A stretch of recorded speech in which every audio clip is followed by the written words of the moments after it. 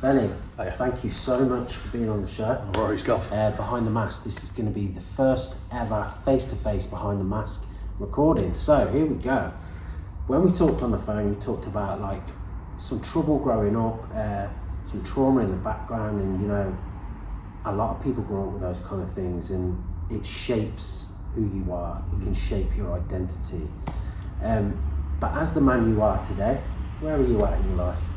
You know what? I'm in a very good spot. Like I've gone through quite a lot of turmoil in my life through boxing. I've had bleeds on the brain. Obviously, I was in the foster care system for a reason. I won't dive too deep in that. But I think my purpose now is like having my kids and my wife. That they give me more drive than anything to do this, because I fell on wrestling by completely accident. We went to Mega Slam, and I remember this one guy coming out called Zachary Swift. Yeah. And he threw a rose at my daughter, and I found it absolutely hilarious. Like, and then the kids were like, "Dad, you should have a go at this." I was like, "Nah," because I'm from a boxing MMA background. Like, I've had hundreds of fights, and they were like, "Oh, yeah, Dad, come on." I was like, "No." And then we went in the backstage, and they wanted to get pictures with the wrestlers. And I'm like, "My dad would be really good at this." And he went, "Yeah, he would." He went, "Yeah, he's a big lad. Yeah, there you go. So I'm going to give you PCW's number. Give him a call. Training's on Tuesday." I'm like, Amazing. So I did fall on to wrestling by accident. Yeah. So whereabouts did you grow up? Where are you from? I'm from Greenwich originally. That's where I was born. I lived with my granddad. And then things kind of spiraled out of there. I'm not going to dive too deep into it, but I lived a very nasty lifestyle with my caring mother. So I got put, I kind of ran away all the way up here. And she met a fella up here, and it weren't a good place. I ended up in hospital, and then I got put straight into the care system. So it was quite rough at that time, because obviously I didn't have, the sense of belonging. So that's probably the biggest thing. I mean, that's huge. The sense of belonging is like every human being needs connection. They need to be part of something, and it's like when you're left to fend for yourself, you become in a heightened state, anxiety, depression, and it's like me versus the world. I think for me is when I first went through my foster carer's door. I still remember it now. I was absolutely timid. I was very quiet. She'll tell you herself. But the first thing they did was we went to a fish and chip shop, and I was starving, and I must have been. I was very, very skinny, and they bought me fish chips and fruity curry. And I was like, I ate one, and then it gave me another, and I felt at home. They helped me overcome so many former challenges to make me feel like I was belong. So I owe my foster parents a hell of a lot, who I do call mum and dad now. They sound massively pivotal. I'm still speaking to them. She's lovely. She really is. That sounds amazing.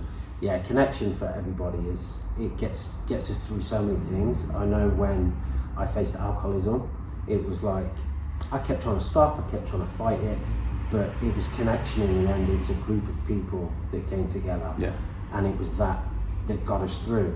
What's your experience of connection been within wrestling? So, like I said, I fell on this completely by accident, but when I first walked through the door, it was Liam Kafke, he's a pro wrestler, Ernest Boggs, Jordan Primetime, I can't remember who else, and I walked through the door and I felt like a sheep among wolves, because like if it comes to fighting, I could probably stand toe to toe, but like this is completely out of my element. And the first thing they did is they all shook my hand and they said, "Oh, do you know how to lock up?" I was like, "Yeah, okay, we're locked up." And then Liam showed me an arm drag, Bob showed me a hip toss, and then it just kind of fell in place. And they added me on Facebook, and the best thing about here is the people, because they have so much knowledge and wealth and lineage from PCW. It makes you feel more obligated to be more passionate about it. So they've put me in this circle now where they want me to succeed. There's never no bad drama. They're always pushing me and they're always bigging me up, and likewise for them. And everyone in this gym is absolutely incredible, including the coaches and the promoters. So I can't really knock them. Yeah, I wanted to thank PCW today, especially for letting us have this space to do this. That support and everything that you're getting, I'm sure that shaped you. I'm sure that's like supported you. It's something that you've wanted, Yeah, didn't have. Like I said, I fell on this by accident, and my full-time job was a journeyman boxer. And those who don't know who journeyman boxer is, he fights Friday, Saturday and Sunday, every weekend. And it got to a point where it was really affecting my health. I've got a fake nose, a reconstructed eye, I'm partially blind in my left eye, reconstructed jaw, reconstructed cheekbone. I had 2 bleeds on the brain and I had a tumour. And I think for me, when I found out that, it crushed me when I found out a tumour, because I knew I couldn't do anything. The tumour was above my palate here, so they had to cut out all this and drop it and take it out. And I kind of knew then I'm not going to be able to have a full scale fight again. You know, I've fought everywhere, like you name it, I've probably been there and fought. But that was the hardest part of my life, because I felt like my purpose has gone, like my manhood, so to speak. Yeah. So it did destroy me, and I did something silly. I did try and end it all, like when I found out I had it, because as soon as you hear a tumour, you think that's it, my life's going to end. And you know, I've seen people who've had cancer, and I didn't want to put that through my family. And then I woke up in hospital, and my missus gave me the biggest slap ever and turned around and said, "How selfish am I?" And she kind of pulled me out of it. And when we started delving into it a bit more deeper, once they removed the tumour and went through all the treatment, it realised there was a bit of a light at the end of the tunnel there, because my partner, like, she's lovely. Like, I'm batting out my league, like completely in every sense, shape and style. And she was there for me when I needed her the most, and she stuck by me like any other woman would have run away. Like, there was a point after the operation, my whole face was swollen up and I couldn't see. She was feeding me, taking me to the toilet. She was doing everything for me. So yeah, if anything, I owe my life to her. She's wow, yeah. That's so powerful. I'm just thinking there about the support that you had at that time is what pulled you through. And you are still together now. And that's, yeah, happily. I won't go through it. You're joking, aren't you? No other one's going to put up with it Quasimodo. It's incredible to me the amount of times people go through things that you think it can't be done. And when they reach the bottom and they think there's no way back, and then it can be one thing that's said, one person that was there. What's one thing that sticks out at that time that was a moment where you thought, I'm going to turn this around, I'm going to change? I think it was the hope of the last fight, to say goodbye to something that I love very dearly. It was I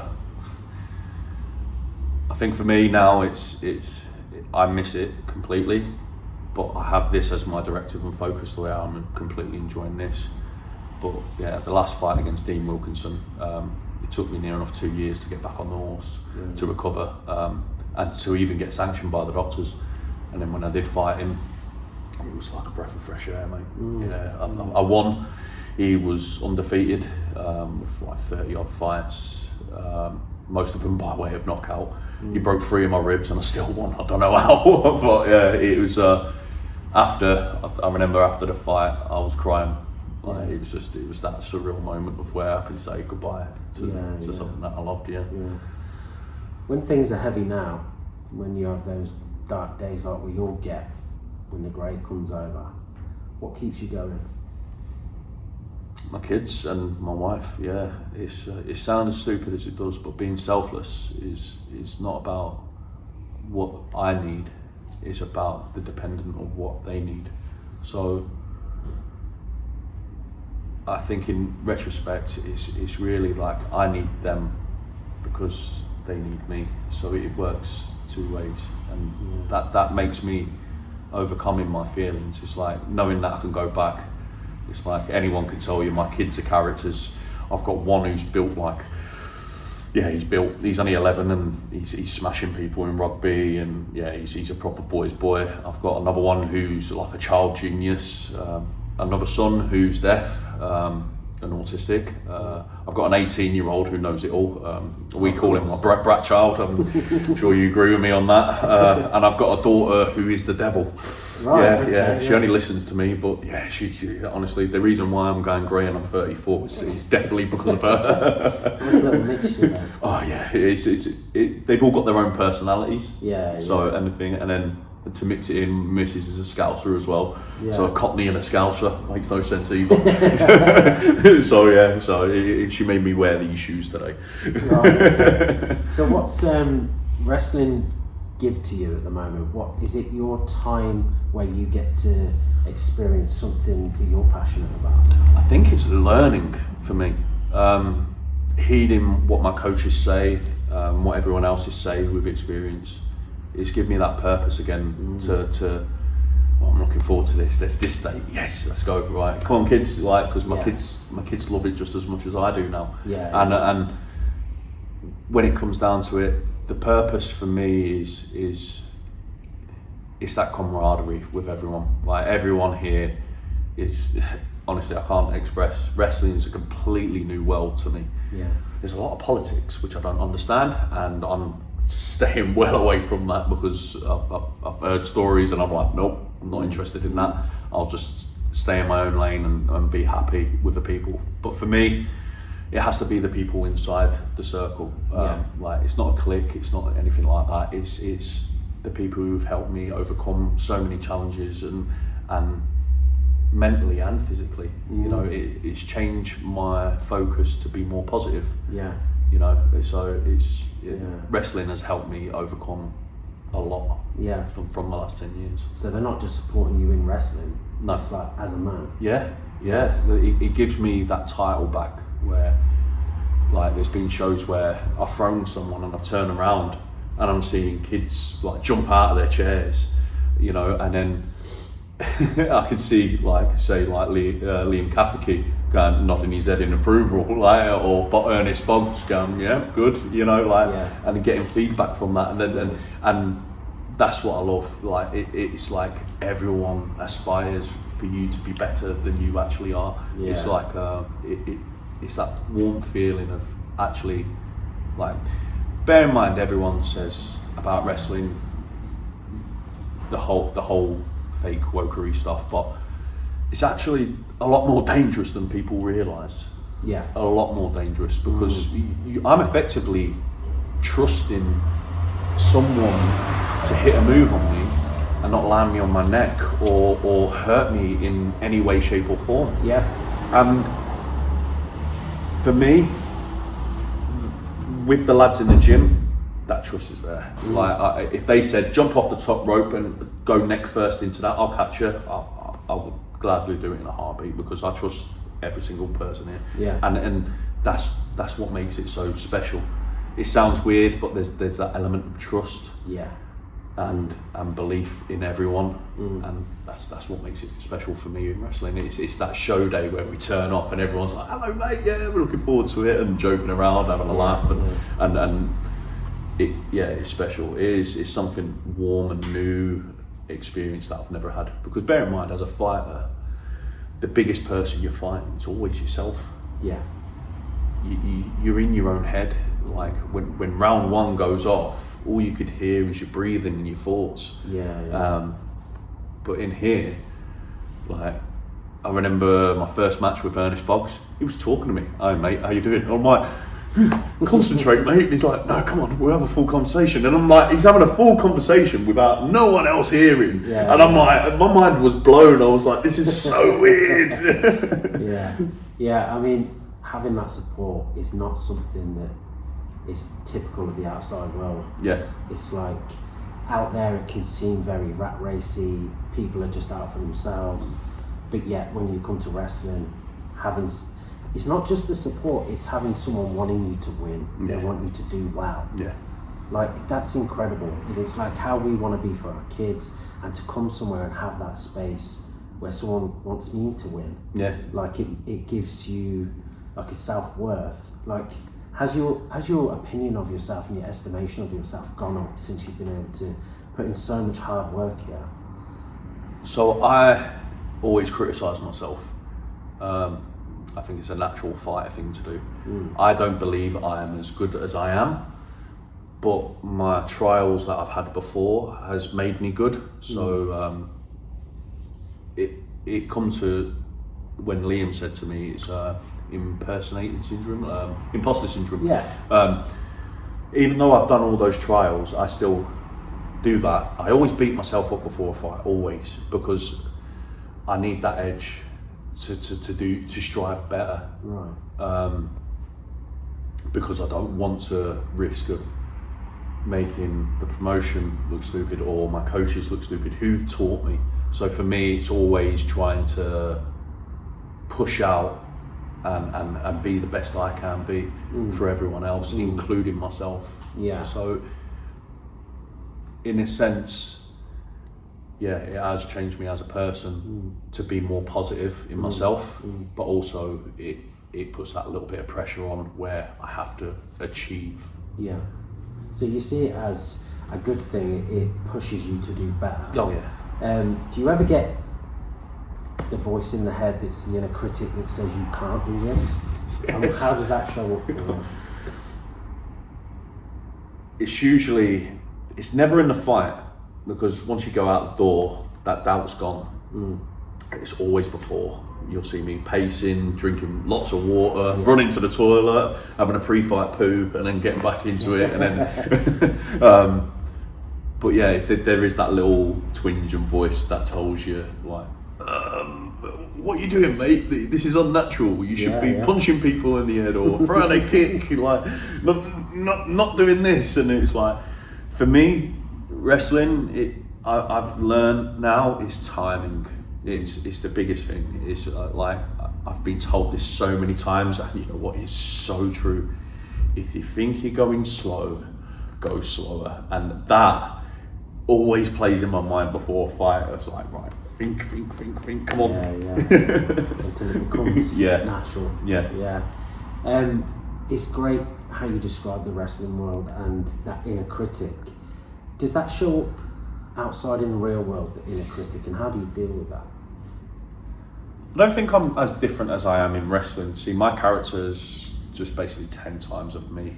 Just mad. You know, like if anyone tells you like I am a little bit balmy, I think enough brain damage would do that to you getting it so many times. But I don't think it has affected me on the outside. I think it's made me more comfortable, where I'll try and linger in the shadows before, where I wouldn't really try and engage in a conversation.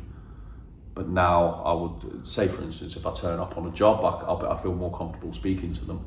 And it's a great conversation opener, you know. Yeah. So it does help. I love that. It's like a lot of people that I talk to will talk about confidence, anxiety. They feel awkward in certain situations. They have low self-worth. Would I be right in saying then that wrestling has increased that for you? Has it? Tenfold. Yeah, increased your confidence. Tenfold. Yeah, it has. It's going to come back to something where, you know, when you say, oh, I don't care what people think. I don't care what people think. if people think I'm a loon, monkey-eyed geezer, then that's fine. They can think that. If the people think I'm a horrible person, that's fine. Everyone's entitled to their own opinions. Yeah. I'm still going to be nice to you. I'm still going to shake your hand.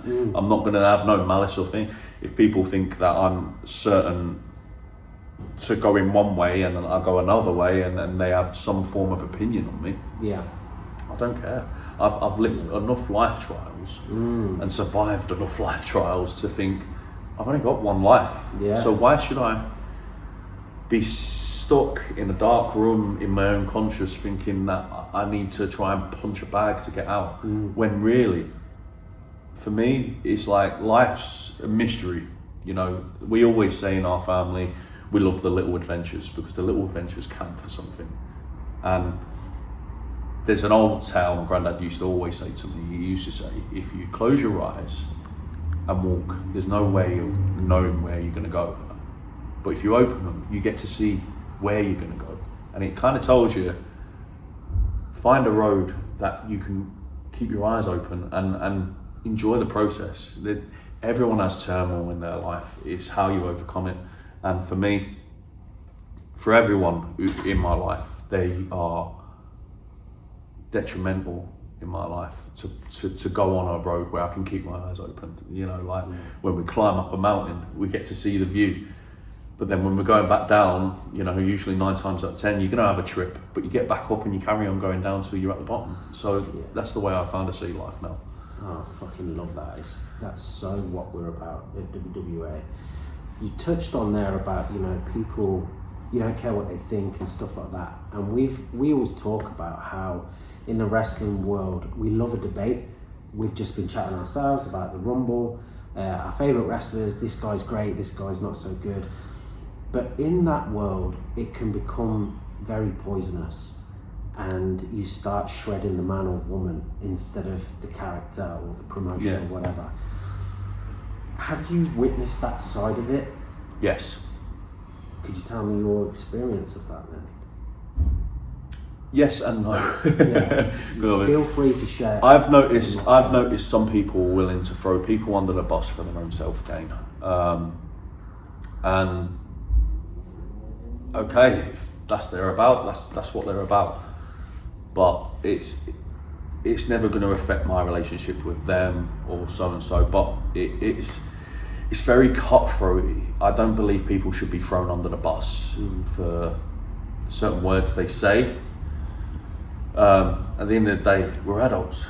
Like, I'm 34 years old. Usually, if we had a dispute like 20 years ago, we'd go out, have a rook, buy a pint, and then come back in, and then that's the end of it. Yeah. And then now it's like me, and it just spirals out of control.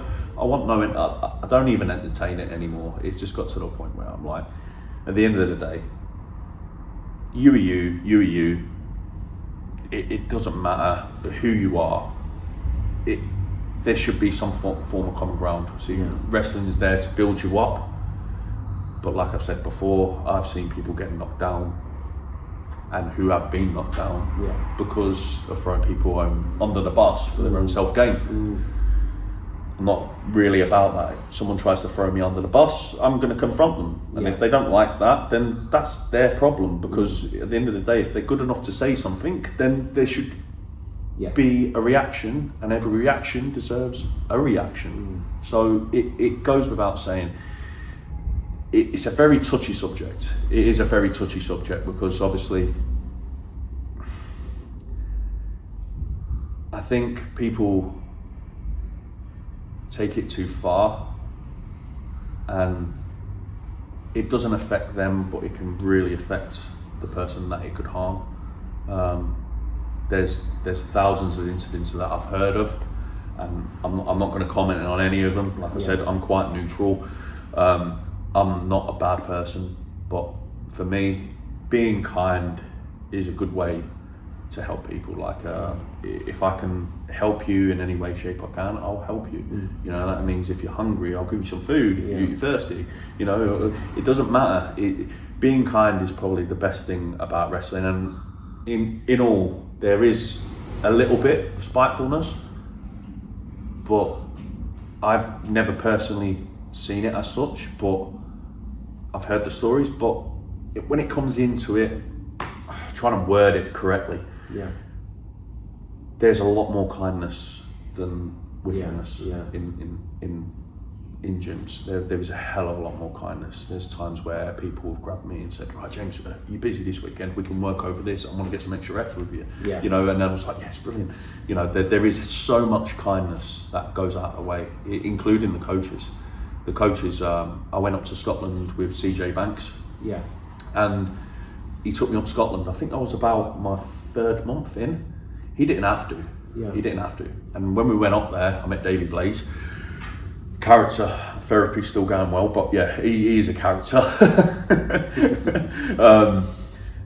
He's lovely. Like, and he was explaining to me, like, the only reason why I'm striking that good is because of him. I had to learn how to strike properly, Yeah, and yeah. he taught me very fast. And then when we were at the show, CJ sat me down and he was explaining the dynamics of each show, tags, single matches, triple threats, and everything else in between. Yeah. And it was like it was like, he said, look at this, look at this, look at this. And I learned so much just from that journey by sitting down watching instead of being in there. Yeah. What's your experience with the fans been like? Which ones? So we get some fans online like to have an opinion on everything we do. Oh, I've had a lot of controversy on that. I've had fake profiles saying that I'm rubbish. Bear in mind, I've never claimed that I'm a pro wrestler. I'm still a trainee through and through. I've had messages saying that I'm absolute rubbish. I don't want to go into profanities, but along the lines of that, and then I'll block them, thinking, I can't be bothered with you, and they come up again. It got a little bit personal on the last one they sent because they mentioned my son. I kind of sent them a spiteful message back saying, you ever mention my kids again, I'll promise you, if I find out who you are, it ain't going to end well for you because you're bringing my kids into it. And that really upset me for the fact that it went a little bit personal. That's at the back of my mind. I don't care with that because at the end of the day, everyone's entitled to their own opinion. Yeah. But I've also had some very fruity ones as well. Yeah, Really? fruity ones, yeah. Those? Someone offered to sell their boxes to me. Bear in mind, I'm still a trainee, so I'm still, my mind was blown at this. I was like, after someone said they were going to have a Johnny Wango in the front row underneath their clothes. That's a bit scary. Someone said they love me and they want me to grapple them naked. And they'll pay me. Someone said they want me to beat them up and they'll pay me. That quite lucrative. Then. Yeah. It's enough to turn my eye straight. I can tell you that. But straight eye bang doesn't work. No, I don't. So it was one of them. I was like, babe, and she's like, yeah, because. Bear in mind, she works for Ann Summers, so I was like, right. You're the moderator now. And she was like, delete, block. I've had some really good interactions as well. I've had some geezers from the States and they've commented and they've gave me some feedback and they like, so one of my moves is, the Polish hammer. I actually fell in it by mistake because it used to be the running headbutt, where you run and headbutt in the air. I did that twice and I ended up almost cleaning out Boggs' head twice. So I thought no, and then I went to do it the third time and I kind of just stuck it out. And as I kind of stuck it out, it hit a flying Polish hammer, and it's very rarely done. Right. So that's probably, so I've got some really good feedback about that move from all the Yanks. And we had Cody Manhorn come over, and he stayed at mine for like 3 days. Really? And he was ranked something like 474. So he was ranked very high up in the wrestling world. Like, for a couple of days, I was like, I'm pecking his head. You mate, come here. And my kids were like, you could just see him there trying to eat his team. So what do you think? But he was lovely. Wolfgang as well. Speaking to him, getting a little bit of advice off him. He was lovely as well. Getting a picture with him. He was. But PCW brings so much talent over, like so much. We've had AJ Styles, we spoke about that before. The Dudley Boys, with the Chris Masters, you name it. The promotion is it gives you that opportunity. I almost killed Eugene. Oh right, almost killed him. Eugene, Eugene. Remember Eugene? Eugene. I almost killed him on the motorway. Really? So driving back, and I was in the fast lane.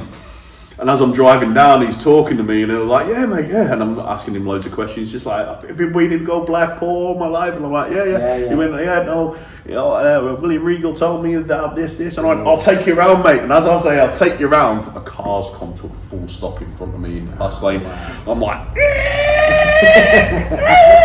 and then carried on driving. I'm like, sorry, mate, this is a really good experience. And he goes, thank God you got good reactions. I'm driving, like I'm thinking, I've almost killed him. But he was a pleasure. He was, absolutely.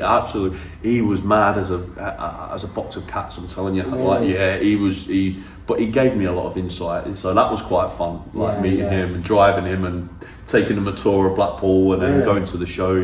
Yeah, because I know William Regal is billed from out of Blackpool. Yeah. But he's actually from Podsall. Yeah. Which is where we used to live. We live still kind of near to there now. But I hear some of the wisdom he shares with people, and like, he's a real ringmaster, and he knows his craft. My mum knows him because my foster mum, should I say, my mum, who we're referring to as mum, she was a wrestler. Oh, really? Yeah, back an old wrestler. Not that old, mother. Sorry. She was called Kim Cordell, and so yeah, I do get critiqued by her a lot. She'll go, you need to get rid of this, and I'm like, yeah, right, okay. But she's actually she knows him very well, and Apache Princess. Oh, okay. Yeah, she's very good friends with her as well, so they're still in the clique. Yeah. She's yet to come to see any of my fights. I've only had 11. She will come eventually, but she never come to any of my boxing bouts. No. Tell us a little bit about the booking you've got coming up and what's been happening for you. Oh yeah, so I was actually kind of, a couple of weeks ago, Jamie gave me a call, the Don, and he was like, they come down, we do ring hires on the shows, and I got to know him, we always help out and thing, and we got chatting, and we were like, he's got one eye, I've got one eye, everyone's jealous of our 20/20 vision between two people. So we got talking, and we hit it off like a ball and chain, really. It was like, everyone we've come across there have been absolutely lovely. And then he gave me a message saying, would you like to be on the show in the Rumble? I was like, I'd love to. Yeah, I'd absolutely love to. There was a bit of controversy at work because one of my clients weren't pulling out from that day, and I tried to mix it up, but we managed to sort that out. And then he said, you're going to be in a triple threat match. Yeah. I was like, my first one. Never done one before, ever. Yeah. So like the whole week I've been pestering everyone, getting like advice off them. So I'm looking forward to it on the weekend. So I've got a triple threat match. It'd be a nice warm up for me, and then I'm into the Rumble. Awesome. So, tell me something you're proud of outside the ring, and something you're proud of inside the ring. I think I'm proud of my character. My character means a lot to me for the fact being my kids helped me made it up. Oh, fucking that's amazing. So like my character, Mad Eye, is something like a lot of people think Mad Eye is for Mad Eye Moody at Harry Potter. I'm a massive Harry Potter nerd. I know I look like a complete chap, but I am a nerd through and through. But everyone thought it was Mad Eye Moody. And my uncle recently passed away, and he was called Mad One. Probably the hardest, scariest person I've ever met in all my life. Like he's like, I shook his hand. I was like, even like I'm 34 years old, I'm still a quivering idiot. Like, sorry, Uncle Lee. And when he passed away, I thought, I want the name Mad. And then the kids came up, Dad, I was like, right, okay. And he goes, Bennie, Dad, and I was like that. And then you're a crazy southerner who don't care about winning or losing, who's just mad, who just wants to have a scrap. And it was right, love it. So my character was already made for me before I even had a fight, and it made sense. So that's one thing I'm proud of inside the ring. Yeah. The thing I'm proud of outside of the ring is probably seeing everyone achieve their goals. It's like Barry Matthews. Me and him have got a massive feud going on in the wrestling world, and he was wrestling Eugene. Yeah. Now I'm a big Eugene fan, and seeing him that, you should have seen. I was like a schoolboy, like like grabbing hold of my son. He's fine. Even they play Hills. Yeah. Like seeing them achieve, like a whole crowd going, I'm like, yes, good lad. And seeing everyone achieve it, great. Like Romy Kendrick, he's brilliant. I've learnt loads off him. There's so many people in the whole PCW that I've learnt through. Like Dan Evans, he's a coach on Thursdays. He's just what a guy. He's busy as hell. He always finds time to help. Yeah. Every time. And CJ, like, as coaches, I'm very, very lucky to have some of the best in the country. Yeah. Very, very lucky. And I think a lot of that's probably why I've excelled so fast. Amazing.